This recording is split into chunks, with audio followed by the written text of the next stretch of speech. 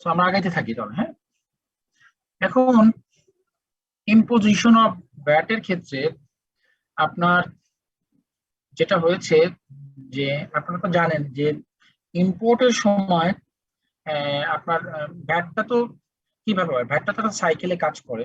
ধরেন আপনি ইম্পোর্টের সময় অথবা ম্যানুফ্যাকচারিং এর সময় অথবা আপনি ম্যানুফ্যাকচারার থেকে হোলসেলার, হোলসেলার থেকে আপনার হচ্ছে হলো রিটেইলার, রিটেইলার থেকে কনজিউমার, আলটিমেটলি ভ্যাট তো কনজিউমার পে করে। সো কেউ কি আমাকে একটু বলবেন যে আপনি যদি কোনো একটা ট্যাক্সেবল ইম্পোর্ট, যখন আপনি দেশের বাইরে থেকে ইম্পোর্ট করছেন, কোন ভ্যালুর উপরে অ্যাজ পার আমার অ্যাসেসমেন্ট কি বলে আমার যে আছে কি বলে বিল অফ এন্ট্রি, কোন ভ্যালুর উপরে আমার ভ্যাটটা ক্যালকুলেশন হয় বা এটার স্ট্রাকচারটা কি? অ্যাসেসেবল ভ্যালু প্লাস আর এসডি সবকিছু দেওয়ার পরে তারপরে ভ্যাট। অ্যাসেসেবল ভ্যালু, তারপরে হচ্ছে সাপ্লিমেন্টারি ডিউটি, সিডি এসডি আর হচ্ছে অ্যাডভান্স ট্যাক্সটা আগে হবে। হ্যাঁ হ্যাঁ একটা যোগ করে তারপর ভ্যাট অ্যামাউন্ট হবে। হ্যাঁ ঠিক আছে। শুধুমাত্র এসডি, আরডি এবং সিডির উপরে স্যার, মানে অ্যাড করার পরে তারপর স্যার ভ্যাট হবে ওইটার উপরে, অ্যাসেসেবল ভ্যালুর উপরে। তাহলে স্যার প্রথমে হচ্ছে হলো সিডি এবি রূপে ক্যালকুলেট করতে হবে, তারপরে আরডি হচ্ছে এবি রূপে ক্যালকুলেট করতে হবে, দেন হচ্ছে হলো এসডি, এসডিটা করতে হবে এটা তিনটা কিউমুলেটিভ অ্যামাউন্টের উপরে, দেন হচ্ছে হলো আমি এই চারটা পোর্শন একসাথে যোগ করার পর এটার উপরে ভ্যাট আমি ক্যালকুলেট করব এবং এটি ক্যালকুলেট করব। ওকে, দেখা যাচ্ছে এটা। সো ফর এক্সাম্পল আমার একটা প্রোডাক্ট আমি ইম্পোর্ট করছি, ইম্পোর্টের সময় আমার আমার এটার অ্যাসেসমেন্ট ভ্যালু আপনাদের মাথায় রাখতে হবে। এখানে একটা টেকনিক্যাল পার্ট আছে যে ধরেন আমার একটা প্রোডাক্টের অ্যাসেসমেন্ট ভ্যালু হচ্ছে হলো 50,000 টাকা, ইনভয়েস ভ্যালু হচ্ছে 45,000 টাকা, আমি কোনটাকে কনসিডার করব? 50,000 টাকা। কেন? কারণ আমার অ্যাসেসেবল ভ্যালু এটাই হ্যাঁ, অ্যাজ পার দ্য ল আপনি ইনভয়েস ভ্যালু আন্ডার ভ্যালু করতেই পারেন বা আপনি এটাকে আন্ডার ইনভয়েস করতে পারেন। সুতরাং কাস্টমস অ্যাক্ট অনুযায়ী কাস্টমস অথরিটি যে ভ্যালুটাকে অ্যাসেস করবে সেটা হচ্ছে হলো আমার বিল অফ এন্ট্রি 47 নাম্বার কলামে থাকে আর কি। হ্যাঁ, সেই ভ্যালুকে 47 না 42, 47 মনে হয়। তো ওইটাকে কনসিডার করেই আমার ভ্যাটটা বা ট্যাক্স গুলোকে ক্যালকুলেশন করতে হয়। তো আপনারা যদিও জানেন, আমি তারপরে একটু বলি যে প্রথমত এটার সিরিয়াল হচ্ছিল সিডি, তারপরে আরডি। সিডি বলতে কাস্টম ডিউটি, তারপরে সেটা হয় অ্যাসেসমেন্ট ভ্যালুর উপরে, রেগুলেটরি ডিউটি হয় অ্যাসেসমেন্ট ভ্যালুর উপরে, এসডি হয় হলো অ্যাসেসমেন্ট ভ্যালুর সাথে সিডি এবং আরডি যোগ করে হয় যে ভ্যালু তার উপরে হয়, ভ্যাট হয় হলো অ্যাসেসমেন্ট ভ্যালুর সাথে সিডি আরডি এসডি যোগ করে সেটার উপরে, তারপরে এটিটাও হয় সেম ভ্যালুর উপরে, যে ভ্যালুর উপর ভ্যাট হয় সেই সেম ভ্যালুর উপরে এটি হয়। তো এখানে কিন্তু একটা ক্যাসকেডিং ইফেক্ট হয় বা হচ্ছে, যেখানে দেখেন এসডিটাও ভ্যাটের একটা অংশ এবং ভ্যাট তো আছে, সো এসডি যোগ করার পর যে ভ্যালু হয় সেই ভ্যালুতে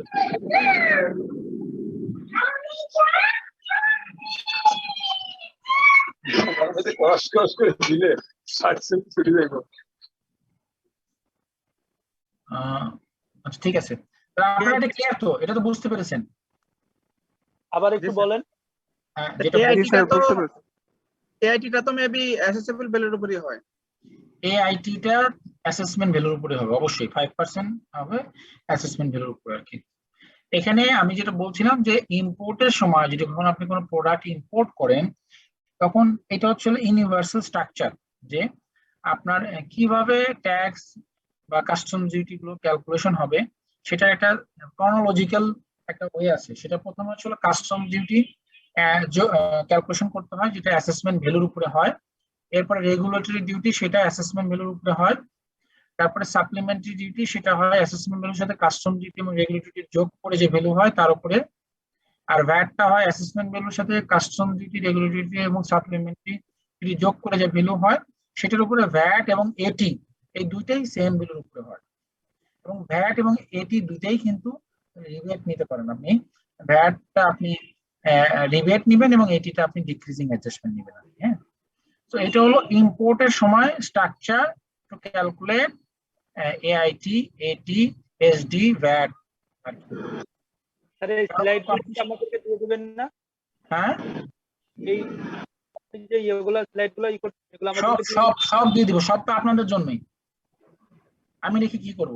সব দিয়ে দিব। আমাকে একটা মেল অ্যাড্রেস দেন, আমি দিয়ে দিব, অথবা ক্লাস শেষের দিকে আমি চ্যাট বক্সে শেয়ার করে দেবো। আমাদের আমাদের স্যার আমার একটা কোশ্চেন ছিল বল না। স্যার, যেটা হলো সেফগার্ড ডিউটি বলছে, তারপর হচ্ছে হলো এন্টি ড্যাম্পিং duty ডিউটি, না। এগুলি সেফগার্ড ডিউটি না, সাপ্লিমেন্টারি ডিউটি। না স্যার, আমি ম্যানুয়াল ফলো করে আর কি জিজ্ঞেস করলাম কোশ্চেনটা। আচ্ছা সেই আচ্ছা। জায়গায় লেখা হয়েছে যে সেফগার্ড ডিউটি, তারপরে anti dumping duty, ETC, other duties and taxes. এই জায়গায় এই পোর্শনটা ওটা কোনটার উপরে ক্যালকুলেট করব যদি আমার দেওয়া থাকে কোশ্চেনটা? আমি তো এরকম কখনো পাইনি। স্যার আমি কি ম্যানুয়ালের ছবিটা দিব? আচ্ছা, দিয়ে ম্যানুয়ালের তবে সেফগার্ড ডিউটি বা এগুলো ডিউটি আমি এখনো পর্যন্ত কোনোদিন পাইনি কোনো ইয়েতে, অ্যাসেসমেন্টে। আমার লাইফে আমি যতগুলো মাল ইম্পোর্ট করেছি এখানে আমি পাইনি। আপনারা আর কেউ কি পেয়েছেন কখনো? স্যার ম্যানুয়ালে আছে, স্যার ম্যানুয়ালে এই ম্যাথটাই যে ম্যানুয়ালে ক্যালকুলেশন করেছে কোন ভ্যালুর উপরে? ম্যানুয়ালে এই ধরনের কোনো ক্যালকুলেশন বলে নাই, জাস্ট ম্যানুয়ালে বলা হয়েছে others duty and taxes like safeguard duty and anti dumping duty, ETC. But এগুলি কোনটার উপরে ক্যালকুলেশন করা হয়েছে এই ধরনের কোনো মেনশন করে নাই। তাহলে তো সেটা আদার্স গুলো স্যার এটা আছে, এটা হচ্ছে 30.6 এ আপনার আদার ডিউটিস, ট্যাক্সেস আর সেফগার্ড ডিউটি, এসডিডি, তারপর countervailing duty and anti dumping duty etcetera. এটা আছে স্যার। না, সেটা তো আছে। উনি বলতেছেন যে সেটা কোন ভ্যালুর উপরে হবে। জি, নূরজাহান কিছু বলতে চাচ্ছেন? স্যার আমার একটা কোশ্চেন ছিল। জি স্যার যখন হচ্ছে যে ভ্যালুটা কস্ট এন্ড ফ্রেট দেওয়া থাকবে, তখন আমার যে ইন্স্যুরেন্স আর ল্যান্ডিং চার্জটা আমার অ্যাড করতে হবে অ্যাসেসেবল ভ্যালু ডিটারমাইন করার জন্য। তখন হচ্ছে আমি যখন কস্ট এন্ড ফ্রেট এর সাথে ইন্স্যুরেন্সের পার্সেন্টেজটা অ্যাড করব, ওইটা ল্যান্ডিং চার্জ যেটা হবে ওইটা কি আমি কস্ট এন্ড ফ্রেট প্লাস হচ্ছে ইন্স্যুরেন্স ওই দুইটার উপর অ্যাড করব, না শুধু হচ্ছে যে কস্ট এন্ড ফ্রেট এর উপরে আমি ল্যান্ডিং চার্জটা অ্যাড করব? সেটা তো ডিফারেন্ট কোশ্চেন। আমরা ওটা তো আপনার আলাদা জিনিস আর কি। আমরা আগে এইটা ক্লিয়ার করি, ওটা আমি পরে আসতেছি আর কি। হ্যাঁ, তো এইখানে আমরা যেটা বলতেছিলাম যে আপনি বলতেছেন যে আদার ডিউটিস যদি কোনো কিছু থাকে, সেটা কাস্টমস অথরিটির গাইডলাইনই বলা থাকবে যে সেটা কোনটার উপর অ্যাপ্লিকেবল হবে। আমি এখনো পর্যন্ত কোনোদিন দেখিনি যে অন্য কোনো ডিউটি আছে। বা আপনি যেটা বলছেন অ্যান্টি ডাম্পিং ডিউটি আছে, অ্যান্টি ডাম্পিং ডিউটিটা কি এটা তো আপনারা জানেন যে দেশের বাইরে থেকে যদি কোনো প্রোডাক্ট দেশে যদি কম দামে সেল হয়, এই জন্য government anti dumping duty impose করে। তো এই ধরনের ডিউটিটা সেটা কি অ্যাসেসমেন্ট ভ্যালুর উপরে হবে, নাকি অ্যাসেসমেন্ট ভ্যালুর সাথে সিডি আর ডিএসডি যোগ করার পরে ভ্যালুর উপরে হবে? এইটা আমার দেখতে হবে, আমার জানা নাই আর কি। জি স্যার, এটাই আমার অ্যাকচুয়াল কোশ্চেনটা। আপনার কোশ্চেনটা এই কোশ্চেনটাই ছিল কি? জি স্যার, টু দা পয়েন্টে এটাই আমার কোশ্চেন ছিল। আমি অনেক ঘাটাঘাটি করছি, কিন্তু স্যার আমি ওই যে বিন্দু সার বইটা দেখছিলাম বা ব্যাট একটাও, আমি মানে স্পেসিফিক কোনো কোশ্চেনের এই অ্যানসারটা আমি পাইনি। That's why I am asking you that I question. Understood, এটা আমি নিজেও জানি না। এটা তাহলে আমার একটু জানতে হবে আর কি। Assessment value or assessment value, ঠিক আছে, আমি এটা দেখবো আর কি। এটা আমি কাস্টমস এর কারো কাছ থেকে আমি জিজ্ঞেস করে আমি আপনাকে জানাবো, নেক্সট ক্লাসে জানাবো আর কি। হ্যাঁ, আপনি বিল অফ এন্ট্রি অনেক সময় আরেকটা ব্যাপার দেখা যায় স্যার, যে এটিভি থাকে স্যার সবার শেষে। স্যার এটা যদি একটু বলতেন। হ্যাঁ সরি, এটিভি থাকে স্যার, বিল অফ এন্ট্রি অনেক সময় দেখা যায় একেবারে সবার শেষে এটিভি থাকে স্যার। হ্যাঁ এটিভি তো আগে ছিল, এখন তো আর এটিভি না, এখন তো এটি হয়ে গেছে। এটিভির মানে ছিল অ্যাডভান্স ট্রেড ভ্যাট, এখন আর অ্যাডভান্স ট্রেড ভ্যাট বলে কিছু নাই, এখন এটি হয়ে গেছে। এই এটিটাই এখানে আসছে, যে এটির ক্যালকুলেশনটা কিভাবে আসবে সেটা এখানে বলা আছে। ওই এটিভি জায়গায় দেখবেন, এটিভি জায়গায় ব্ল্যাঙ্ক, সবসময় ব্ল্যাঙ্ক পাবেন। এটিভিটা আগের আইনে ছিল, এখন আর এটিভি নাই আর কি। এটিভির আপডেট ভার্সনটাই এটি। হ্যাঁ, এটিভির আপডেট ভার্সনটা হচ্ছে এটি আর কি। হ্যাঁ, স্যার এখানে একটা জিনিস আছে, আপনার এই অ্যাসেসেবল ভ্যালুর সাথে যখন সিডিআরডি প্লাস আরডি এসডি যোগ করার পরে অন্য যে কোনো ডিউটি থাক সেটা পরে যোগ হবে। এটা এটা দেখতে হবে। আপনি যেটা বলছেন তাহলে আপনার কথা অনুযায়ী অ্যান্টি ডাম্পিং ডিউটি বা অন্য কোনো ডিউটি যদি হয় তাহলে অ্যাসেসমেন্ট ভ্যালুর সাথে সিডিআরডিএসডি যোগ করে যে ভ্যালু হয় তার উপর হবে, এটা বলতে চাচ্ছেন তো আপনি? স্যার এটা আমি জানি না, এটা আমাকে জানতে হবে আর কি। আই এম নট শিওর, আমি না জেনে আপনাকে বলতে পারবো না। ঠিক আছে, এটা আমি কখনো পাইনি তো, I don't know about it. আপনারা কি শিওর? আপনি যে বলছেন আপনি কি কনফার্ম? আমি ম্যানুয়াল থেকে বলতেছি, এখানে আদার ডিউটি ওখানে কি ম্যানুয়ালে কি ওটা বলা আছে, দেখানো আছে, এক্সাম্পল তো আছে? এক্সাম্পল দেন, এখানে জাস্ট খালি উল্লেখ করা আছে এনি আদার ডিউটি। না, কিন্তু এনি আদার ডিউটি বলা আছে, কিন্তু সেটার ইমপ্যাক্টটা কোথায় দেখানো আছে? ইমপ্যাক্ট এখানে দেখানো নাই স্যার। ঠিক আছে, তাহলে ওটা নিয়ে করা যাবে না, ওটা আমি আপনাদের সাথে আমি জেনে জানাবো। আমি এটা নোট করে নিয়েছি আপনি। হ্যাঁ, জাস্ট ম্যানুয়ালে স্যার দেওয়া আছে হলো CD plus RD plus SD plus any other duties manual কত except number? AIT 543 number page, finance act 20 যেটা ছিল স্যার, আচ্ছা ওটা ঠিক হলো আছে, 543 নাম্বার। ওকে। আর একজন যে কোশ্চেন করেছিলেন, আপনি আপনার কোশ্চেনটা আবার একটু বলবেন? ওই যে বলছিলেন যে ল্যান্ডিং কস্ট আর কি যেন বলছিলেন আপনি? স্যার বলছিলাম যে হচ্ছে যে আমার যখন হচ্ছে যে কস্ট এন্ড ফ্রেট ভ্যালু দেওয়া থাকবে, কস্ট এন্ড ভ্যালু তো আছে, ওকে, প্লাস হচ্ছে আমার ইন্স্যুরেন্স প্লাস ল্যান্ডিং চার্জ দুইটাই তো দেওয়া থাকবে। সাপোজ আমার এখন আমার অ্যাসেসেবল ভ্যালু ডিটারমাইন করার জন্য আমি কস্ট এন্ড ফ্রেটের সাথে ফার্স্টে তো হচ্ছে যে ইন্স্যুরেন্সটা আমি অ্যাড করব, দেন ল্যান্ডিং চার্জ। এখন ল্যান্ডিং চার্জটা আমার কোন ভ্যালুর উপরে হবে? আপনার cost and freight value plus insurance, না শুধু হচ্ছে যে কস্ট এন্ড ফ্রেট ভ্যালু? না, দুইটা মিলে হবে। দুইটা মিলেই হবে। আর অ্যাসেসমেন্ট ভ্যালুর কথা যেটা বলতেছেন, অ্যাসেসমেন্ট ভ্যালু তো আমি নির্ধারণ করতে পারবো না। অ্যাসেসমেন্ট ভ্যালুটা তো মানে কমিশনার নির্ধারণ করবে বা কাস্টমস অথরিটি নির্ধারণ করবে। আচ্ছা, সেটা তো তাদের ডিসক্রিপশন। সে আপনি যে ইনভয়েস ভ্যালু দিয়েছেন সেটাকেই অ্যাসেসমেন্ট ভ্যালু হিসেবে কনসিডার করতে পারে, অথবা সিমিলার গুডস এর যদি তার কাছে এরকম কোনো এক্সাম্পল থাকে যে না এটা 5 টাকা করে, না এটার আসলে দাম হচ্ছে 60 টাকা বা 8 টাকা, তাহলে সে তার মতো করে একটা জাজমেন্ট করতে পারে। আপনি যেটা বলছেন যে ল্যান্ডিং চার্জ বা ওটা দুইটা মিলেই হবে আর কি, আমার যতটুকু জানা। আচ্ছা, থ্যাংক ইউ স্যার। জি স্যার, আপনি যেটা বলছেন ওটা ঠিক। সেটা হচ্ছে হলো আমাদের মানে সিএ ম্যানুয়াল মানে সার্টিফিকেটেড লেভেলের এই ধরনের একটা কোশ্চেন আছে আর কি, লাস্টে অ্যাড করা হয়েছে। সেই জায়গায় ওরা হচ্ছে হলো সিআইএফ ভ্যালুর উপরে ওরা ক্যালকুলেট করে না ল্যান্ডিং চার্জটা, ওরা যা সি&এফ ভ্যালুর উপরে ক্যালকুলেট করছে। বাট আমি যখন ওই যে বিন্দু স্যারের ইটা দেখছি সেই জায়গায় হচ্ছে হলো আমরা কিউমুলেটিভ ভাবে হলো ক্যালকুলেট করছি। জি স্যার, এর জন্য মেবি ভাইয়ার কোশ্চেনটা করছে আর কি, কোশ্চেনটা এরাইজ হচ্ছে, that's why I think so. আগাই তাহলে আমরা। জি স্যার। এটা জাস্ট আমি আপনাদেরকে দেখানোর জন্য কি করেছিলাম।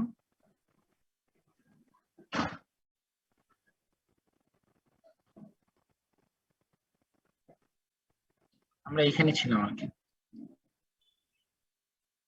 আপনাদের সাথে ক্লাস করে আমার খুব মজা লাগতেছে, আমি অনেক কিছু শিখতে পারতেছি আর কি। হ্যাঁ, এটা আমার জন্য খুব দরকার আর কি, আমি অনেক কিছু ভুলে গিয়েছি। তো এটা আমার এখন আপনাদেরকে ক্লাস নিতে হলে আমার অনেক কিছু পড়াশোনা করতে হবে আর কি, কিন্তু সময় তো পাই না, এটা সমস্যা। ওকে, নেক্সট যেটা হচ্ছে, সো আমরা এখানে এটাই বলার চেষ্টা করছিলাম যে ট্যাক্সেবল ইম্পোর্টের ক্ষেত্রে আসলে আমার ভ্যালু অফ ট্যাক্সেবল ইম্পোর্ট বা taxable supply multiply by rate, যেটা আমরা একটু আগে এক্সাম্পল দেখলাম, সেটা দিয়ে আমার আসলে ভ্যাট পেয়েবলটা বের করতে হয় মানে at the time of import ক্ষেত্রে। এবং এর পরবর্তীতে যেটা বলা হচ্ছে যে ট্যাক্সেবল ইম্পোর্ট বলতে কি বোঝায়, সেকশন 231 বলা হয়েছে। ট্যাক্সেবল সাপ্লাই বলতে কি বোঝায়, taxable exempted supply, exempted import এবং এক্সেম্পটেড সাপ্লাই বা এক্সেম্পটেড ইম্পোর্ট বলতে কি বোঝায়, এগুলো আপনারা সবাই জানেন। এগুলো নিয়ে আমার মনে হয় না আমার আলোচনা করার কোনো প্রয়োজন আছে আর কি। হ্যাঁ, ভেরি ওয়েল। আমি সেটা নিয়ে কোনো কথা বলবো?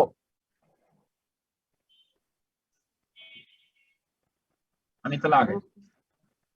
এরপরে যেটা বলা হচ্ছে যে আপনার 144 এর যে একটা এসআরও আছে, সেই এসআরও তে এটা একটা ইন্টারেস্টিং এসআরও, এটাও আপনারা জানেন যে এই এসআরও দিয়ে আপনার এই নতুন এই বছর অথবা একটা এসআরও হয়েছে, আমার ঠিক খেয়াল নেই।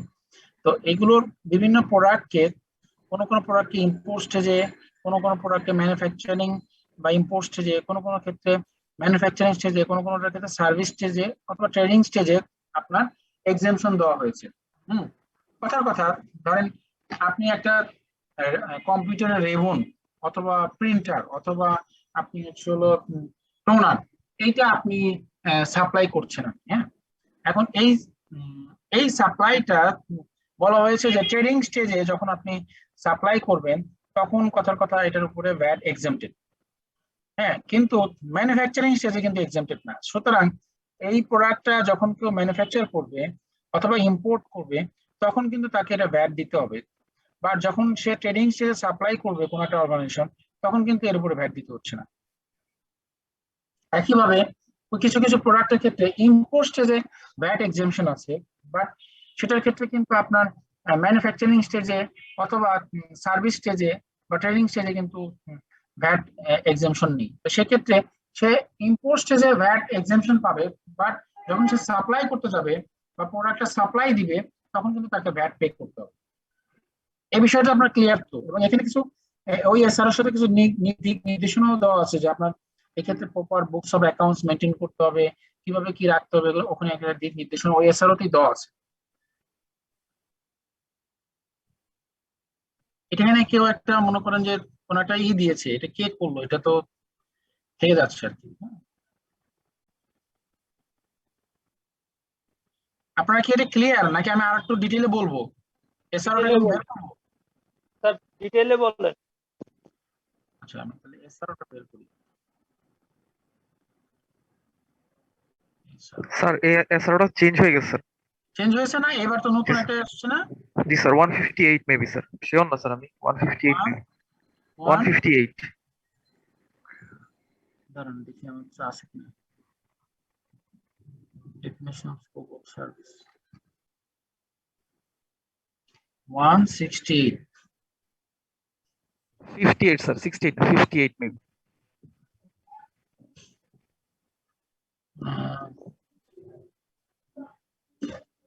SRO 1। আচ্ছা, আমার কাছে 144 আছে। 144 আর 168 এর শুধু পার্থক্য হচ্ছে মনে করেন যে দেখা যাচ্ছে তো, মানে আপনার ডেট চেঞ্জ হয়েছে, থিম টু সেম। হ্যাঁ, আপনারা 168 এ দেখে নিন, আমার কাছে এই মুহূর্তে যেহেতু ডাউনলোড করা নাই, এটা ডাউনলোড করে অথবা দেখতে হবে, বাট থিম ইজ সেম আর কি। হ্যাঁ, আমি এটা আপনাদেরকে বলতেছি, এটা আপনার লেটেস্টটা দেখে নিন তাহলে 168 না? ওকে, সো এখানে 158 স্যার, মানে 58। এখানে দেখেন আপনার এই এসআরও দিয়ে 158 এর এসআরও দিয়ে কিছু কিছু প্রোডাক্টকে আমদানি পর্যায়ে, কিছু কিছু পণ্যকে আমদানি ও উৎপাদন পর্যায়ে, এবং কিছু কিছু পণ্যকে উৎপাদন পর্যায়ে, এবং কিছু কিছু পণ্যকে আপনার সার্ভিসের ক্ষেত্রে এবং ব্যবসায়ী পর্যায়ে কি করা হয়েছে। এখানে বলা হয়েছে ওয়াদের উপর অর্পণীয় সমুদয় মূল্য সংযোজন কর ব্র্যাকেটে আগাম কর ব্যতীত, মানে মূল্য সংযোজন কর হইতে অনুচ্ছেদ 2 ও 3 এ বর্ণিত শর্ত পূরণ সাপেক্ষে অব্যাহতি প্রদান করবে। তার মানে এই ক্ষেত্রে আপনি ভ্যাট এক্সেমশন পাবেন, কিন্তু এটি এক্সেমশন পাবেন না, এবং সেক্ষেত্রে সাবজেক্ট টু এবং আপনার এই 2 এবং 3 এ যে শর্তগুলো বলা আছে সেই শর্তগুলো পূরণ করতে হবে। তাহলে আমরা এখন দেখি আর একটু কি বলা হচ্ছে এখানে। এই যে আমদানি পর্যায়ে বিভিন্ন প্রোডাক্ট যেমন লবস্টার, ক্র্যাবস, আমরা একটু দেখি কি কি প্রোডাক্টের কথা, এখানে বিভিন্ন প্রোডাক্টের কথা বলা আছে আর কি। হ্যাঁ, এটা হচ্ছে আমদানি পর্যায়ে, এর উপরে কোনো ভ্যাট দিতে হবে না আপনি যখন আমদানি করবেন।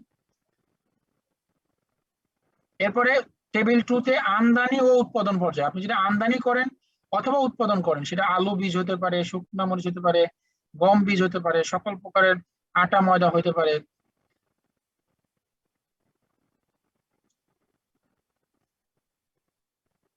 এই যে কম্পিউটারের তার ওই ইউনিট সমূহ, আনুষঙ্গিক যন্ত্রপাতি, কম্পিউটারের আপনার আনুষঙ্গিক যন্ত্র যেগুলো করা আছে এগুলো বলা আছে, এগুলো আপনি যদি ম্যানুফ্যাকচার করেন, কম্পিউটারের মডেম, কম্পিউটারের মনিটর 22 ইঞ্চি পর্যন্ত, বিভিন্ন রকম সোলার, এগুলো বলা আছে আর কি।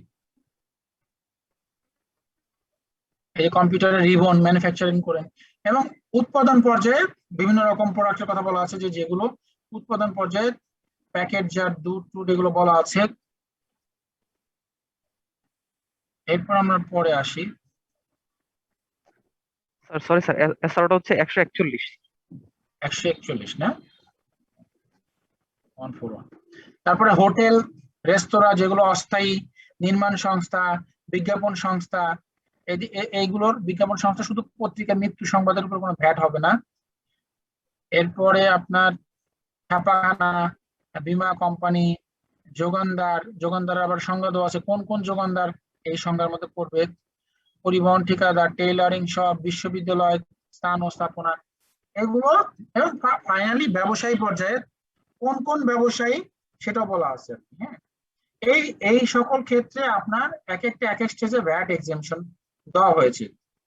এই যে কম্পিউটারের মডেম বা এই টাইপের যে আইটেম গুলো আমরা যদি নেই, হ্যাঁ, সেক্ষেত্রে কোনো ভ্যাট দিতে হবে না। সাবজেক্ট টু এখানে কি বললো, 2 এবং 3। 2 এ কি বলছে, এই প্রজ্ঞাপনের উদ্দেশ্য পূরণ করতে সংশ্লিষ্ট আমদানিকারক, উৎপাদনকারী ও সেবা প্রদানকারী প্রতিষ্ঠানকে মূল্য সংযোজন কর ও সম্পূরক শুল্ক আইন 2012 এর ধারা 51, 53, 54, 64 এবং 107 উল্লেখিত মূল্য সংযোজন কর সংক্রান্ত হিসাব রক্ষণ সহ কর চালানপত্র ও দাখিলপত্রের যাবতীয় আনুষ্ঠানিকতা প্রতিপালন করতে হবে। তার মানে এই সেকশনে যেভাবে আপনাকে কর চালানপত্র দেওয়ার কথা এবং আপনার বুকস অফ অ্যাকাউন্ট যেভাবে মেনটেন করতে বলা হয়েছে, আপনাকে সেটা প্রপারলি মেনটেন করতে হবে। যদি আপনি সেটা না করেন তাহলে আপনি সেই এক্সাম্পশন পাবেন না। আরো কি বলা হলো, প্রজ্ঞাপনের মাধ্যমে অব্যাহতিপ্রাপ্ত হলেও সংশ্লিষ্ট প্রতিষ্ঠান অনুচ্ছেদ 2 এর শর্ত পরিপালন করিতে ব্যর্থ হইলে এই অব্যাহতি সুবিধা প্রাপ্য হবে না। যদিও প্রজ্ঞাপন দিয়ে আপনি মনে করেন কম্পিউটারের রিবন তৈরি করেন, আপনি ফ্লোরা লিমিটেড, আপনি কম্পিউটারের রিবন সাপ্লাই করতেছেন আমাকে, আমি তখন সাপ্লাই স্টেজে ভ্যাট ডিডাক্ট করবো না। হ্যাঁ, কিন্তু আপনি যদি এই শর্ত পূরণ না করেন তাহলে আবার হবে না। আবার এইবার আরেকটা ভেজাল বাজায় দিচ্ছে, সেটা কি, যে প্রকুরমেন্ট প্রোভাইডার এবং ট্রেডারের মধ্যে একটা গ্যাঞ্জাম লাগিয়ে দিচ্ছে। প্রকুরমেন্ট প্রোভাইডার এবং ট্রেডারের মধ্যে গ্যাঞ্জাম লাগিয়ে দেওয়ার ক্ষেত্রে দেখা যাচ্ছে, বলা হয়েছে যে প্রকুরমেন্ট প্রোভাইডারের রেট হচ্ছে 7.5% আর ট্রেডারের রেট হচ্ছে 5%, কিন্তু আইনে আবার বলে দিচ্ছে যে যেটা হায়ার সেটা দিতে হবে। তো সেক্ষেত্রে কেউ যদি ট্রেডারও হয়, কিন্তু আপনি যদি তার কাছ থেকে কোটেশনের মাধ্যমে বা টেন্ডারের মাধ্যমে প্রোডাক্ট নেন, তাহলে সে তাকে প্রকুরমেন্ট প্রোভাইডার হিসেবে ট্রিট করতে হবে এবং তার উপর 7.5% ভ্যাট কাটতে হবে। এটা কিন্তু এবার একটা চেঞ্জ আসছে আর কি, আপনারা নিশ্চয়ই দেখেছেন। আর এটা সুবিধাটা কি? সুবিধা গভর্নমেন্ট বেশি ভ্যাট পাচ্ছে, এটাই সুবিধা। আর অসুবিধা হচ্ছে যে আপনার সাথে আমার একটা কনফ্লিক্ট লাগিয়ে দিছে। এখন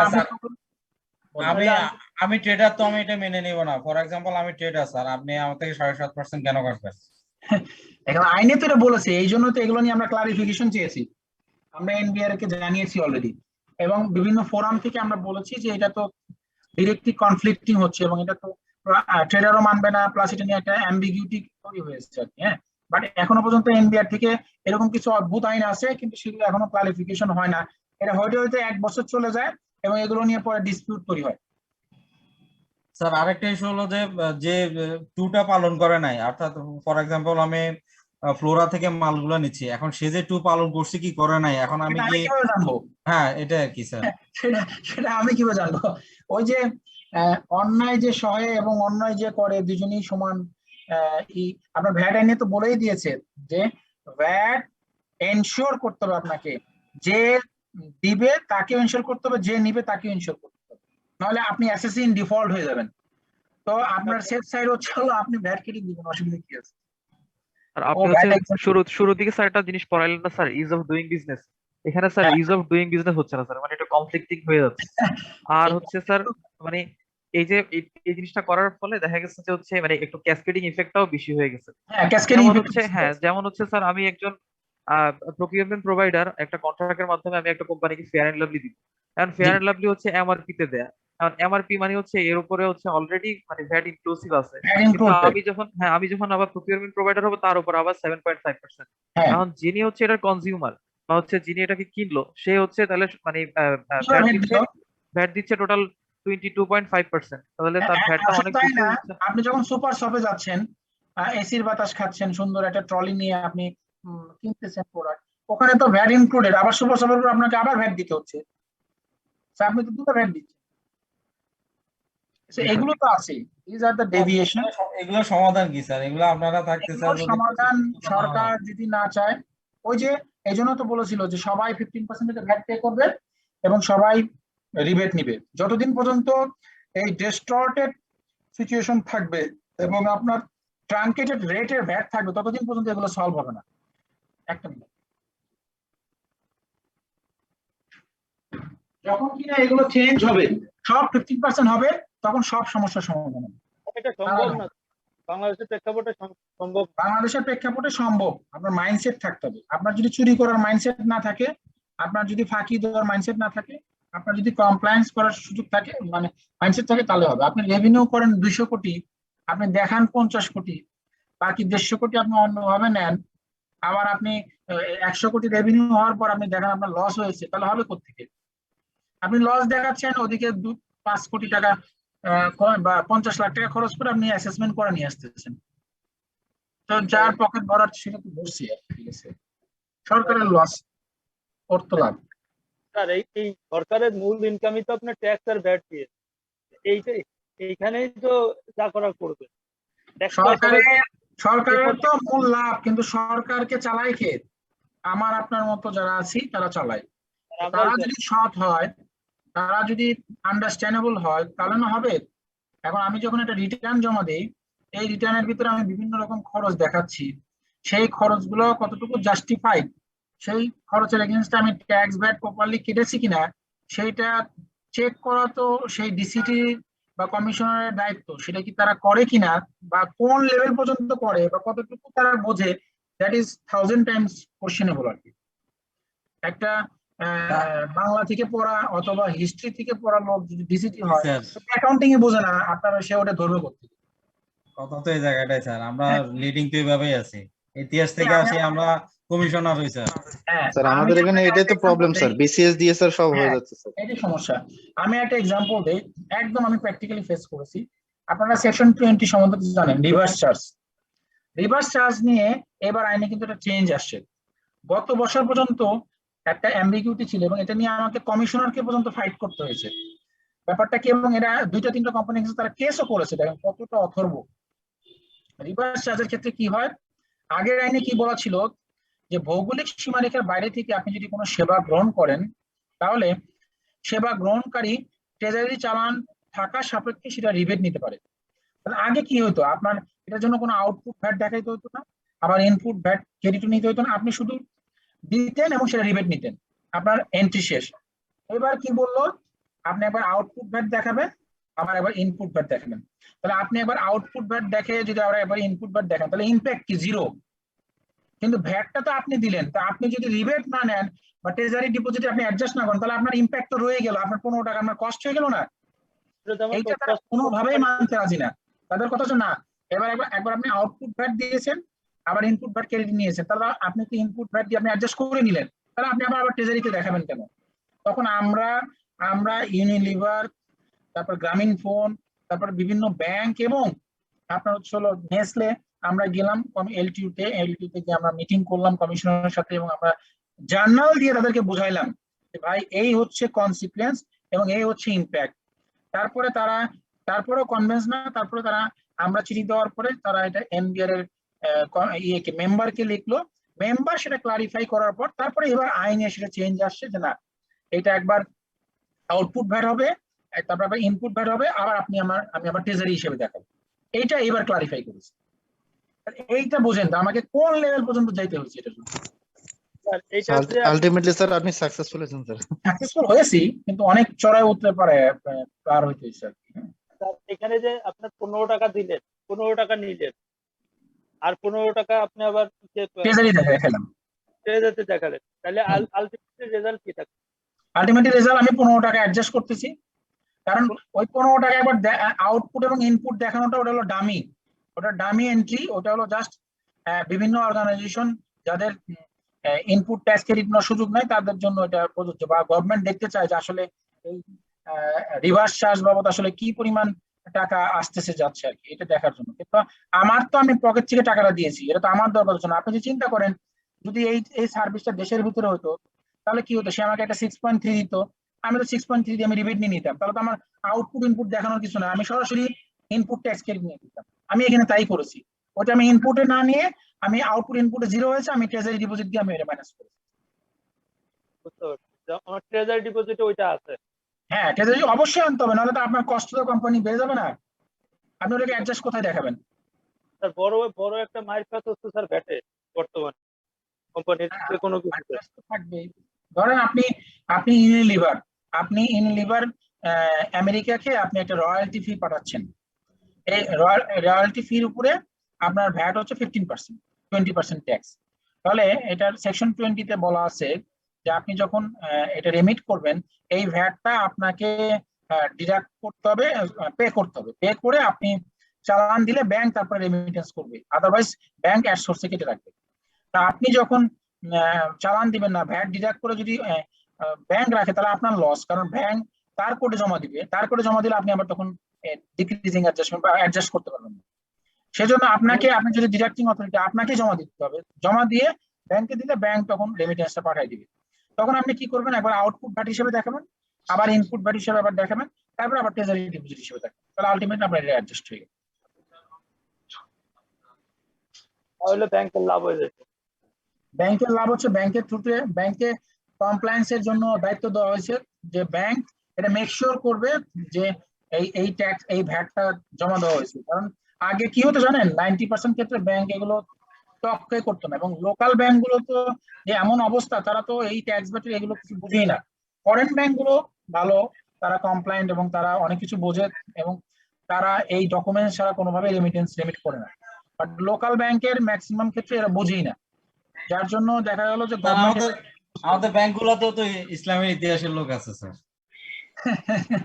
হ্যাঁ, তা তো আছে, তা তো আছে। কাউকে আন্ডার এস্টিমেট করা দরকার নেই, হয়তো বা তার ওই যোগ্যতা অনুযায়ী ওখানে গেছে।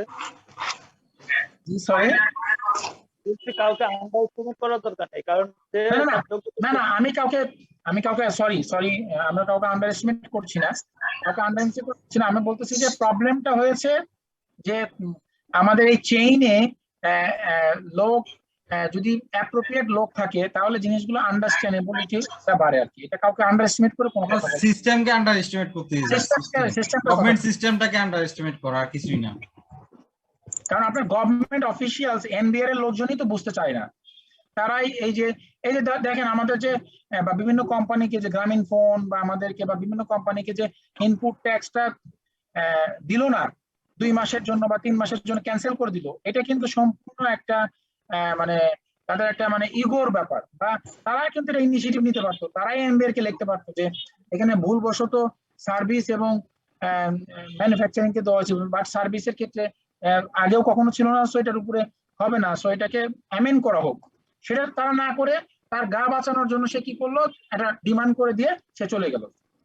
এটা তো ট্যাক্স ফ্রেন্ডলি কোনো প্রভিশন হলো না। আপনার কাজ যদি মামলা করা আর এটা ঝুলে রাখা, তাহলে তো কোনো জি স্যার, ঠিক বলছেন, সেটাই। সরি, আমার কথা যদি কেউ ডিসহার্টেড হয়ে থাকে আমি দুঃখিত আর কি। হ্যাঁ, না স্যার, আপনি তো স্যার সিস্টেম নিয়ে কথা বলছেন স্যার, কাউকে তো পার্সোনালি কিছু বলেননি। এক্ষেত্রে আমরা আরো যেটা দেখছিলাম যে ভ্যাটের ক্ষেত্রে আমরা জানি যে ইম্পোর্টের ক্ষেত্রে ট্যাক্সেবল সাপ্লাইয়ের ক্ষেত্রে আমরা 15% ভ্যাট, এবং আমার রিডিউস রেট আমরা জানি, সেখানে রিডিউস রেট কি আছে সেটা আমাদের জানা আছে, স্ট্যান্ডার্ড 15%, রিডিউস, এগুলো আমরা অলরেডি পড়েছি, সো এটা নিয়ে আমরা আলোচনা না করি। আমার এটাও বলেছি কমার্শিয়াল ইম্পোর্টার আগে ছিল, এখন কমার্শিয়াল ইম্পোর্টার নাই, এখন ট্রেডার হয়ে গেছে, ট্রেডার সংখ্যাটা আমরা পড়েছি। এখন কথা হলো who will be liable to pay VAT, কে ভ্যাটটা পরিশোধ করার জন্য লায়েবল হবে। হ্যাঁ, তো এখানে বলা হয়েছে যে ট্যাক্সেবল ইম্পোর্টের ক্ষেত্রে ইম্পোর্টার যে ইম্পোর্ট করতেছে সে এটা পে করবে, taxable supply within the Bangladesh হলে সাপ্লায়ার পে করবে, taxable supply of imported service যদি হয় তাহলে আমরা একটু আগে বলেছি recipient of the supply say pay করবে, এবং আদার কেস যদি হয় আপনার কোনো মাপ নাই, হয় সাপ্লায়ার পে করবে অথবা রিসিপিয়েন্ট অফ সাপ্লায়ার। তার মানে আপনি কোনোভাবে মাপ পাওয়ার কোনো সুযোগ নাই, এই 3টার মধ্যে না পড়লে আপনি 4টার মধ্যে পড়বেন। সেক্ষেত্রে যদি কোনো ভ্যাট ফাঁকি হয়ে থাকে, এই সাপ্লায়ার এবং recipient of supplier both will be held responsible for that. এবং ইনকাম ট্যাক্স অর্ডিন্যান্সও কিন্তু সেকশন 47 46 সরি 57 56 58 এগুলো জায়গায় কিন্তু এগুলো নিয়ে বলা আছে। স্যার এই জিনিসটা স্যার আরেকবার যদি বলেন স্যার। বলছিলাম যে এই জিনিসটা হচ্ছিল যে আপনি যদি মনে করেন যে একজন আপনি একটা কোম্পানির কাছ থেকে ধরুন আপনি একটা কোনো প্রোডাক্ট কিনলেন, এখন প্রোডাক্ট কেনার ক্ষেত্রে আপনি তাকে 15% ভ্যাট সহ পেমেন্ট করে দিলেন। এখন ধরেন একজন ম্যানুফ্যাকচারের কাছ থেকে আপনি চিন্তা করলেন ভাই আমি তো ম্যানুফ্যাকচারের কাছ থেকে নিয়েছি, আমার কাজ হচ্ছে ম্যানুফ্যাকচারের কাছ থেকে নিলে তাকে আমাকে ভ্যাট সহ পে করে দিতে হবে, কিন্তু ম্যানুফ্যাকচার ওই ভ্যাটটা আদৌ পরিশোধ করেছে কিনা এটা আপনি কিভাবে প্রমাণ করবেন? কারণ এখানে বলা হয়েছে সাপ্লায়ার এবং recipient of supplier both will be responsible. তাহলে এটা কনফার্ম হতে হলে ওই ম্যানুফ্যাকচারের কাছ থেকে তাহলে আপনাকে আবার ফার্দার ট্রেজারি চালানোর ডকুমেন্টস নিতে হবে বা হ্যাঁ, কোনো অবশ্যই একটা নিতে হবে। স্যাটিসফাই হতে হবে। কি বললেন?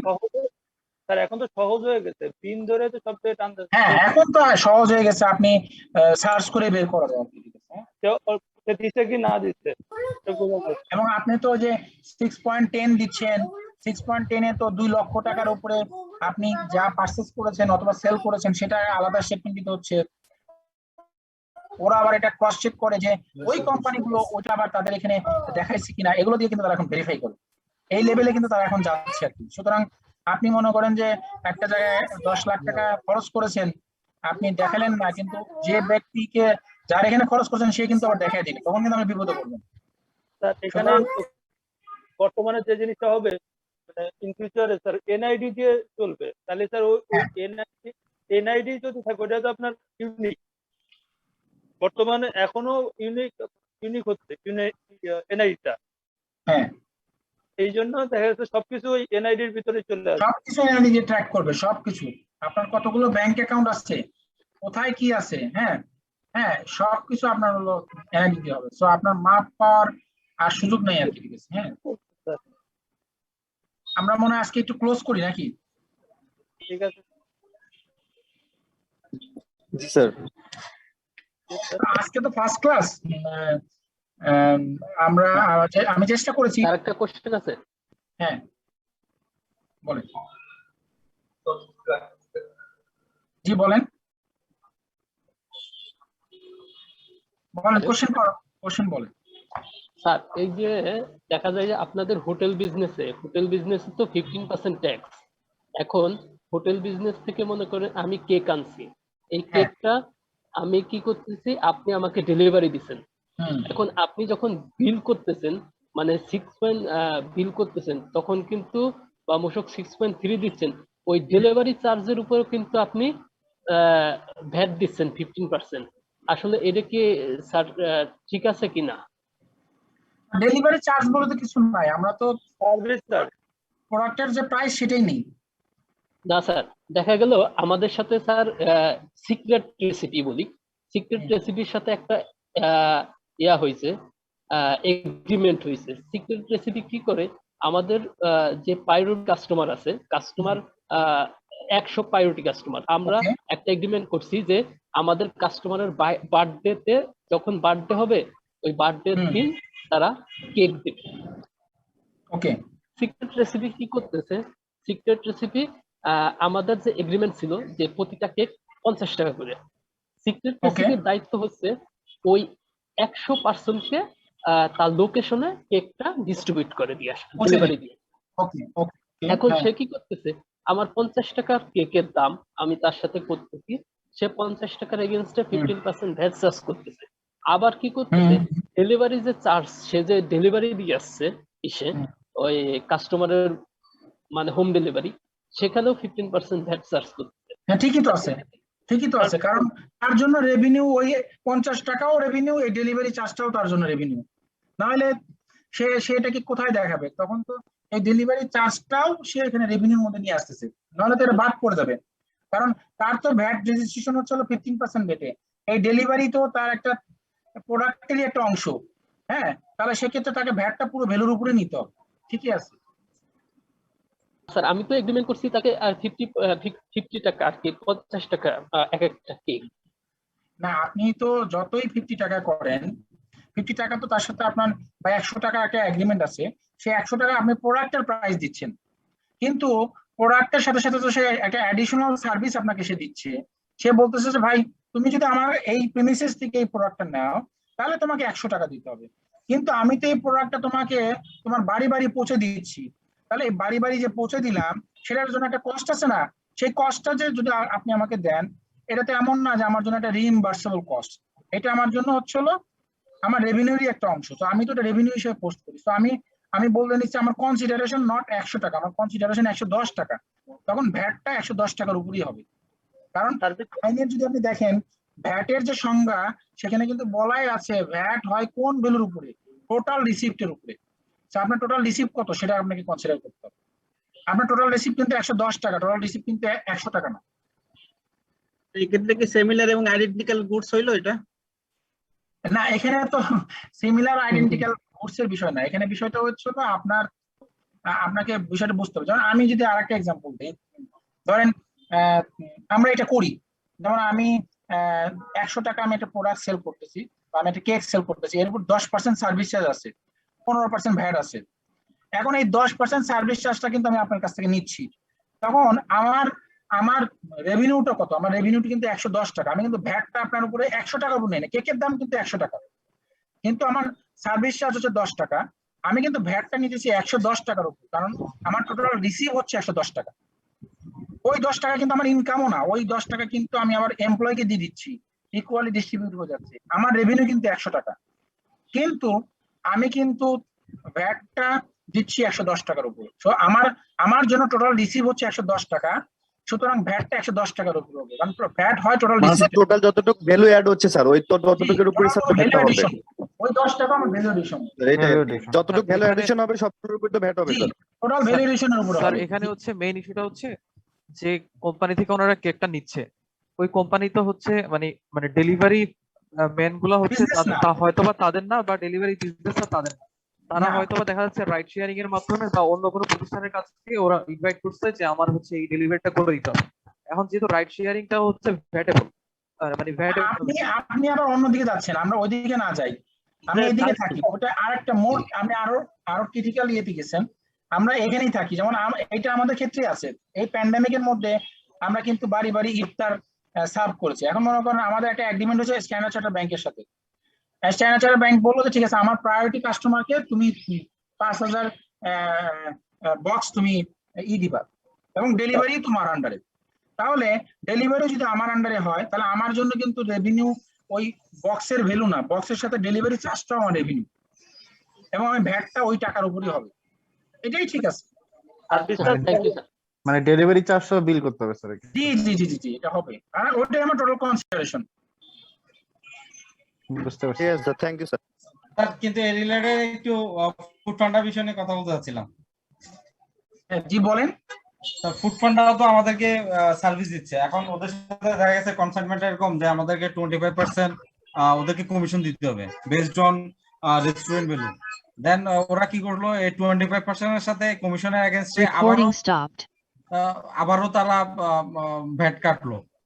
এরপরে সার্ভিস দেওয়ার পরে তারা টোটাল সার্ভিসের উপর আবার 5% ভ্যাট কাটলো, কমিশনের উপরে একবার কাটলো, ওইটা যোগ করার পরে যা হয়েছে ওইটার সাথে আবার মনে করেন যে সার্ভিস দেওয়ার কারণে এটা ফুড ফান্ডার থেকে সার্ভিস দিচ্ছেন, দেন ওরা টোটাল উপর আবার 5% সার্ভিস কাটতেছে। আসলে এটা কতটুকু অথেন্টিক? আপনি যেটা বলতেছেন সেটা কি আপনি প্র্যাকটিক্যালি দেখেছেন নাকি হাইপোথেটিক্যালি? না না জি স্যার, আমিও একটা রেস্টুরেন্টের একটু কাজ করছিলাম আর কি। Recording in progress. বলেন তো আপনি কি বলেছেন, আবার একটু বলেন। Recording stopped. 1000 টাকা হচ্ছে যে আমার একটা প্রোডাক্টের দাম। আমি হচ্ছে যে আমার বার্গার আইটেম। আচ্ছা আপনার বার্গার আইটেম, আপনি বার্গার কিং ধরে নিলাম, বার্গার কিং। দেন আমার হচ্ছে যে বার্গার কিং, আপনার বার্গারের প্রাইস হচ্ছে 1000 টাকা। 1000 টাকা। এখন এটার সাথে তাকে আমাকে 25% থাকে, সেইখান থেকে 25% কেটে রাখবে। 1000 টাকা আমার সেল ফুড ফান্ডার আমার এই 1000 এর উপর 25% কমিশন কাটবে, কেটে এটার সাথে সে আবার ভ্যাট অ্যাড করে। তাহলে বিষয়টা কি দাঁড়ালো, আপনার প্রোডাক্টের প্রাইস কত? 1000 টাকা। প্রোডাক্ট কিন্তু আমাকে 1000 টাকায় দিবে, সে দেওয়ার সময় 1000 থেকে কম দিবে, 25% কম কেটে রাখবে। আবার আপনি রেভিনিউ হিসেবে কত দেখাবেন? 750 না আপনি রেভিনিউ হিসেবে দেখাবেন 1000? তো স্যার রেভিনিউ আমার তো নরমাল রেভিনিউ 1000, কিন্তু পাচ্ছি তো আমি রিয়েলাইজ হইতে স্যার 750। না, তাহলে আপনার রেভিনিউ তো 785, কারণ আমরা তার সাথে অ্যাজ পার এগ্রিমেন্ট অনুযায়ী আপনি তার কাছে 750 টাকায় সেল করতেছেন, নট 1000 টাকা। আচ্ছা, মার্কেটে তো আপনি যখন অর্ডার করবেন ফুড পান্ডায় দেন তখন তো আপনি 1000 টাকা পাবেন। বুঝতে পেরেছি, আমি আপনার কথা বুঝতে পেরেছি। মার্কেটে আপনি 1000 টাকা বিক্রি করতে পারেন, কিন্তু আপনাকে তো সেই অথরিটি বা রাইটস দেওয়া হয়েছে যে আপনি আপনার প্রোডাক্ট ডিসকাউন্টে সেল করতে পারেন। আগের আইনে বলা ছিল যে আপনি প্রোডাক্ট 20% কমে সেল করতে পারবেন না, তাও বছরে 1 মাসের বেশি না, এরকম বিভিন্ন আইন ছিল। এখন আর সেটা নাই। তো আপনার বিভিন্ন রকম প্রোডাক্টে বিভিন্ন রকম থাকতেই পারে। আপনি নরমালি 1000 টাকায় সেল করেন, আপনি এখন ওর সাথে যে এগ্রিমেন্ট আছে সেই এগ্রিমেন্ট অনুযায়ী 750 টাকা ওর কাছে সেল করেন, আপনার ওর জন্য আপনার selling price 750, not 1000। This is your product mix. আপনি কারো কাছে 1000 বিক্রি করবেন, কারো কাছে 750 বিক্রি করবেন, কারো কাছে 80 বিক্রি করবেন, এটাই তো আপনার ফ্লেক্সিবিলিটি। কিন্তু কথা হচ্ছে ভ্যাটটা আপনার এই 750 টাকার উপরে হবে, নট 1000 টাকার উপরে। না, কিন্তু স্যার আমি যখন আপনি অনলাইনে যখন অর্ডার, ফর এক্সাম্পল স্যার আপনি একজন ক্লায়েন্ট, আপনি অনলাইনে অর্ডার করলেন, এখন 1000 টাকার উপর আমি কিন্তু আপনার থেকে 1115 টাকা নিয়ে নিচ্ছি ভ্যাট বাবদ। আমি কিন্তু সেলস দেখাচ্ছি 1000, কিন্তু কমিশনে না, সে আমাকে কমিশন ওখান থেকে কেটে রাখতেছে 250 টাকা। দেন আমার ইনকামটা হচ্ছে 750 প্লাস, এবার আমার ভ্যাটের টাকা আমাকে রিটার্ন করবে, কিন্তু সে কমিশনের সাথে এই 1000 টাকার সাথে যে 15% ভ্যাট বলতেছেন, এই তার মানে 1150 টাকা। সেই এই 1150 টাকা কি ফুড পান্ডা কাস্টমারের কাছ থেকে নিয়ে নেয়? জি স্যার, ওটা সে কাস্টমার কাছ থেকে নিয়ে নিবে 1150 টাকা। ওটাই নিবে? জি। তাহলে আচ্ছা, আমি একটু বোঝার চেষ্টা করি যে বার্গার কিং এর একটা বার্গার যার ভ্যালু 1000 টাকা, এটা সেল করতেছে আমি ফুড পান্ডার থ্রুতে। ফুড পান্ডা কাস্টমারের কাছ থেকে ভ্যাট সহ 1150 টাকা নিয়ে নিল, ঠিক আছে? কিন্তু বার্গার কিং আপনাকে দিচ্ছে 750 টাকা প্লাস 15% ভ্যাট, তাই তো? জি স্যার। হ্যাঁ, তাহলে এখানে সিম্পলি আপনার রেভিনিউ তো 750 টাকা, আপনি 750 টাকার উপর আপনি ভ্যাট পে করবেন। আর ওর ক্ষেত্রে ওর রেভিনিউ হচ্ছে হলো এখানে 250 টাকা। এই 250 টাকার উপরে সে 15% ভ্যাট দিবে, প্লাস এই 750 টাকার উপরে তো যদি আর কোনো ফার্দার সে আর কোনো কমিশন পায় আপনার কাছ থেকে, সেটার উপরে ভ্যাট হবে। দুটো তো দুই জিনিস। কিন্তু স্যার এখন সে 250 টাকার ভ্যাটটাও তো সে আমার থেকে কেটে নিচ্ছে। 250 টাকার ভ্যাটটা তো কেটে নিয়েছে, কারণ সে 250 টাকার উপরে তো ভ্যাট সে দিচ্ছে। এক জিনিসের উপরে ভ্যাট তো দুইবার হবে না। তখন তো ফুড পান্ডা এই 250 টাকা যে কম ডিসকাউন্টে সেল করলো বা আপনার কাছ থেকে যদি ওই 25% সে বেনিফিট পাইলো, ওই 25% তো সে তার রেভিনিউ হিসেবে শো করবে। হ্যাঁ, তো আমার থেকে তো স্যার ভ্যাট তো সেই দিবে, আপনি কেন দিবেন? তো সেটাই তো 750 টাকা আমার রেভিনিউ 750, সে ওই যে কমিশন দিচ্ছে, সার্ভিস দিচ্ছে দেখাই, সে আবার আমি আপনাকে সার্ভিস দিচ্ছি, দেন 250 টাকার উপর আমি আবার ভ্যাট কাটতেছি। হয় স্যার এটা? স্যার প্লিজ স্যার, আমি আপনার বিষয়টা ক্লিয়ার না, পরের পার্টটা ক্লিয়ার না। 250 টাকার উপর কমিশনের উপর ভ্যাট ধরেন মনে করেন 15%, ওই টাকাটা সে আমার থেকে আবার কেটে রাখতেছে 750 টাকা থেকে। 250 টাকা আবার কমিশন কোত্থেকে আসলো? আপনি তো 250 টাকা আপনি কমই পেলেন প্রোডাক্টের প্রাইস। স্যার এখানে 25% যেটা, এটা হচ্ছে তাকে কমিশন দিচ্ছি আমরা, কম না, এটা ডিসকাউন্ট না স্যার, এটা হচ্ছে তাকে কমিশন দিতে হবে। তোমার মাল আমি সেল করে দিব, আমি তোমাকে 25% দিব, এইভাবে কমিটমেন্ট আর কি স্যার। সেটা হচ্ছে কমিশন। জি স্যার। তাহলে এই কমিশনের উপরে সে কি করে? আবার স্যার ওই যে 15% স্যার ব্যাক কাটতেছে। ব্যাট কেটে রাখতেছে মানে সে উইথহোল্ডিং এন্টিটি হিসেবে আপনার ব্যাট কেটে রাখে। ব্যাট কেটে রাখতেছে, জি স্যার। তখন 750 থেকে আরো মানে ওই 250 উপর ব্যাট যেটা আছে ওই অ্যামাউন্ট আবার 750 থেকে কেটে রাখতেছে। হ্যাঁ, ওকে। এরপরে আবার কি করলো, এটা যোগ করার পরে দেখা গেল এখন 25 আর 15 ধরেন, মানে ওইটা 3% ধরেন, একটা অ্যামাউন্ট ধরেন, মনে হয় কমিশনের টাকার উপর 15% বা 3% হয়, টোটাল 28% হলো। দেন আবার কি করতেছে, টোটাল সার্ভিসের উপর যে সে একটা সার্ভিস দিচ্ছে, সার্ভিসের এগেইনস্টে সে 5% আবার ভ্যাট কাটতেছে। এটা তো এভাবে সলিউশন করা সম্ভব না, এটা প্র্যাকটিক্যালি ভেরি ক্রিটিক্যাল স্যার। হ্যাঁ, ক্রিটিক্যাল আছে। আচ্ছা, ফুড পান্ডাতে আমার একটা সুযোগ আছে স্যার, হচ্ছে ট্যাক্সের ম্যানেজার আমার কলিগ, এক্স কলিগ, আমি ওর সাথে কথা বলে দেখবো এটা। হ্যাঁ, আমি ওর সাথে কথা বলে দেখবো। আপনি যেটা বলতেছেন এইটা আমার কাছে একটু অন্যরকম লাগতেছে। হ্যাঁ স্যার, একটা সুযোগ আছে, উনি যদি হচ্ছে মানে উনি 25% যে কমিশনের উপর ভ্যাটটা কাটতেছে ওরা, উনি হচ্ছে 6.6 এর মাধ্যমে যদি ওদের কাছ থেকে মানে এটা ডিক্রিজিং অ্যাডজাস্টমেন্ট হিসেবে দেখাইতে পারে। না, ওটা আমি বলতে চাইছিলাম, আমি বলিনি এই কারণে, কারণ ওনার এটা এইভাবে সলিউশন করা সম্ভব না, এটা নিয়ে আরো একটু ডিপে আলোচনা করতে হবে আর কি। আপনি যেটা বলছেন ঠিকই বলছেন যে 6.6 দিল, ওটাকে আমি অ্যাডজাস্ট করে নিতে আমার কষ্ট তো কোম্পানিতে হলো না, আলটিমেটলি 750 টাকা থাকলো আর ওটা তো আমি অ্যাডজাস্ট করে ওনার যেটা সেল উনি সেটার উপরে খালি হচ্ছে ভ্যাটটা দিবে। হ্যাঁ ভ্যাটটা দিচ্ছে ওটা। আর কমিশন, ওনার কোশ্চেন হচ্ছে কমিশনের উপরে, কমিশনটা কি করবে এটা উনি প্রসেসিং অ্যাডজাস্ট করে নিয়ে ওনার হচ্ছে নেট পেয়েবলটা। আমি এটাই বলতে চাচ্ছিলাম, উনি আবার পরে আরেকটা জিনিস অ্যাড করছে যে আবার আরেকটা 5% কি যেন বলছে। হ্যাঁ স্যার, ওদের সার্ভিসের উপর 5% এর কাহিনী হচ্ছে স্যার ওই অনলাইন প্ল্যাটফর্মে ওরা সেল করে ফুড পান্ডা, এই কারণে ওদের রেট, ওদের সেলস ভ্যাট। আর এনার যে 75% করতেছে, এখানে পনের যে সংজ্ঞা আছে যে ডিসকাউন্ট বাদ দেওয়ার পরে যে ভ্যালুটা, সেই ভ্যালুটাকেই সে উপরে সে ভ্যাট দিবে। সেটা হচ্ছে বার্গার কিং কে ধরলে ভ্যাট যেটা হবে সেটা আবার উইথহোল্ড করতেছে হচ্ছে ফুড পান্ডা। আর ফুড পান্ডার যে রেভিনিউ যে 250 টাকা প্লাস হচ্ছে ওদের যে কমিশন যে টাকাটা, এইটার উপরে 5% ভ্যাট আবার ফুড পান্ডা হচ্ছে দিচ্ছে না। কিন্তু এখানে একটা বিষয় আছে, ফুড পান্ডা যদি 250 টাকা প্লাস তার যে কমিশন তার উপর যদি 5% ভ্যাট দেয়, সে তো কাস্টমারের কাছ থেকে 15% কেটে রাখতেছে, তাহলে তো এই টাকাটা সে ফাঁকি দিচ্ছে। না স্যার, এটা ফাঁকি দিচ্ছে না, এটা তো আপনার উইথহোল্ড করতেছে। হ্যাঁ, উইথহোল্ড যদি করে তাহলে উইথহোল্ড এর এগেইনস্টে সে তো সার্টিফিকেট দিবে, যাকে সার্টিফিকেট দিবে সে তো সেটা ডিক্রিজিং অ্যাডজাস্টমেন্ট নিতে পারতেছে, তাহলে তো এখানে কোনো সমস্যা নাই। স্যার এটা তো সেলস চার্জ করতেছে কত টাকা স্যার, মানে কাস্টমারের কাছ থেকে, মানে ওনার সেলস কত, ওনার হচ্ছে কাস্টমার কাছে ইনভয়েস যাবে হচ্ছে 1115 টাকা। 1150 মানে 115 স্যার, মানে 1115 টাকা কাস্টমার কাছে যাবে। 1000 টাকার উপরে ভ্যাট, ঠিক আছে 150 টাকা। ও সরি টাকা আর হচ্ছে 1000 টাকা, তাহলে কাস্টমারের কাছ থেকে 1150 টাকা 50 টাকা ওটা রিসিভ করবে। মানে 1150 টাকা যদি কাস্টমারের কাছ থেকে নেয়, তার মানে কিন্তু ফুড পান্ডা 150 টাকা ভ্যাট অলরেডি কালেক্ট করে নিয়েছে। তাহলে তার দায়িত্ব হচ্ছে এই 150 টাকা গভর্নমেন্টকে জমা দেওয়া। হ্যাঁ, এটা হলো সে জমা দিবে। প্লাস এর বাদেও যদি সে কোনো কমিশন পায়, সেই কমিশনের উপরে ভ্যাট তার যদি 5% হয়, তাহলে সেই ভ্যাটটা তাকে জমা দিতে হবে। এখন কথা হলো, ফুড পান্ডা 15% ভ্যাট নিয়ে নিল, আবার জমা দেওয়ার সময় সে বললো যে 1000 টাকার উপরে 5% ভ্যাট, তাহলে তো হবে না, তাহলে তো এখানে একটা গ্যাপ হয়ে যাচ্ছে।